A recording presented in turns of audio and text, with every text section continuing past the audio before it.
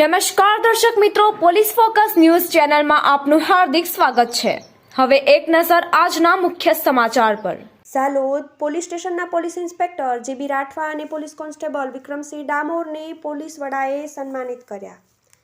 દાહોદ જિલ્લા પોલીસ વડા ડોક્ટર રાજદીપસિંહ દ્વારા ફરજ દરમિયાન ઉત્કૃષ્ટ કામગીરી કરનાર ઝાલોદ પોલીસ મથકના પીઆઈ અને પોલીસ કોન્સ્ટેબલનું પ્રમાણપત્ર આપી સન્માન કરવામાં આવ્યું હતું।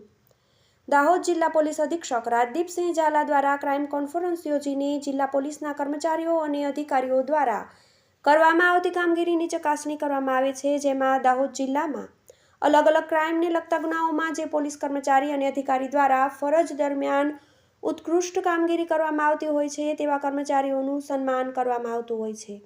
જે અંતર્ગત આ વખતે ઉત્કૃષ્ટ કામગીરીમાં ઝાલોદ પોલીસ સ્ટેશનના પીઆઈ જીબી રાઠવા તેમજ પોલીસ કોન્સ્ટેબલ વિક્રમસિંહ ડામોરને તાજેતરમાં ધાવડિયા ચેકપોસ્ટ પર પોલીસ દ્વારા તારીખ 23/10/2024ના રોજ ચેકિંગ કરવામાં આવી રહેલ હતું। તે દરમિયાન અફીણના પોસ્ટ ડોડા કુલ 22 થેલા ઝડપી પાડવામાં સફળતા મેળવી હતી, જેની અંદાજિત કિંમત ₹12,95,760 હતી।